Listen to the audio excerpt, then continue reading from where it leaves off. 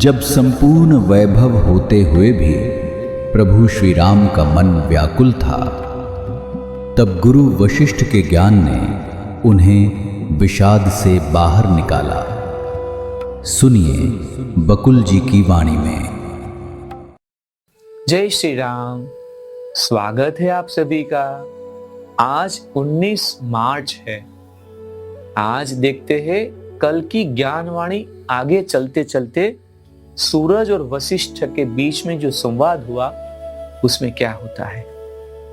श्लोक है, मनो हि जगतां कर्तृ मनो हि पुरुषः परः मनः कृतं कृतं लोके न शरीर कृतं कृतं। अर्थ है, स्वामी संसार को सर्जित करने वाला अकेला मन ही है और मन ही सर्वोच्च पुरुष है। मन जो करता है वह क्रिया है और जो शरीर करता है वह क्रिया नहीं है। मन कार्य करता है, क्रिया करता है, शरीर कुछ नहीं करता। दिखता क्या है? शरीर क्रिया करता है। तो सूरज ने आगे इस श्लोक का भाषांतर पहले ही दे दिया।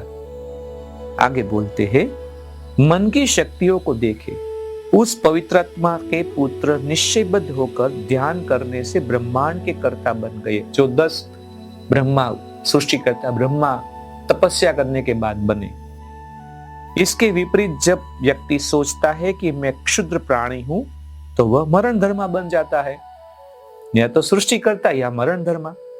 जो अपने आप जो सोचते हैं वो बनते हैं। एक ही चेतना बहुर्मुखी होकर सुख और दुख का अनुभव करती है, और जिस योगी की चेतना अंतर्मुखी होती है उसमें सुख और दुख का विचार ही उत्पन्न नहीं होता।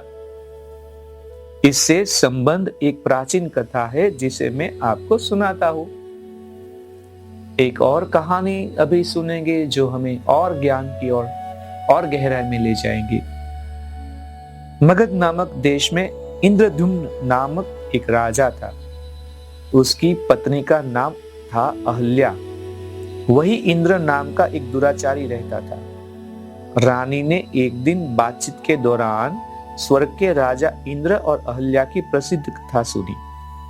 परिणाम यह हुआ कि रानी में इंद्र नामक युवा के प्रति उत्कट प्रेम उत्पन्न हो गया। अहल्या इंद्र के प्रेम में पागल हो उठी और एक दिन अपनी एक दासी से उसे अपना यहां बुलावा लिया। फिर इंद्र और अहल्या बराबर चोर महल में एक दूसरे से मिलते रहे और मौज मस्ती करते रहे। अहल्या इंद्र के प्रेम में इतनी डूबी थी कि उसे वह हर जगह दिखाई देता था। इंद्र का विचार आते ही उसका मुख चमक उठता था। जैसे जैसे उनका प्यार बढ़ता गया, जग जाहिर होता गया और फिर एक दिन राजा को भी भनक लग गई। इस प्रेम प्रपंच को समाप्त करने के लिए उन दोनों को तरह तरह से प्रताड़ित तथा दंडित किया गया।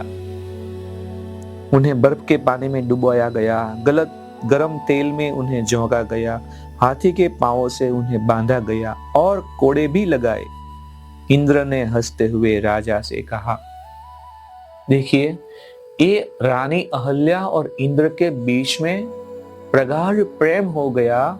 उस प्रेम में जो उनकी उत्कंठा थी, जो प्रगाढ़ प्रेम हो गया, और इतने उनको पीड़ा देने के बाद इंद्र हंसता हंसता राजा को क्या कहता है, हे राजा, यह संपूर्ण ब्रह्मांड मेरी प्रिया के आगे है, एकदम छोटी है।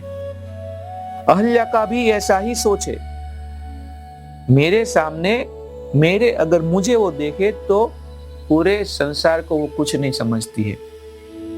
इसलिए इन सब में सबसे हम अप्रभावित। ये सब जो है ना, वो हम दोनों के प्रेम में कुछ बीच में नहीं आता है। महाराज, मैं केवल मन हूं और मन ही व्यक्ति होता है। आप शरीर को तो दंडित कर सकते हैं, परंतु मन को नहीं, और न उसमें परिवर्तन ला सकते हैं। यदि मन किसी चीज में पूरी तरह से डूबा हुआ है तो शरीर पर कुछ भी क्यों ना बीते, मन उस सबसे अछूता ही रहता है। मन उसी प्रकार वरदानों और अभिशापों से भी अप्रभावित रहता है।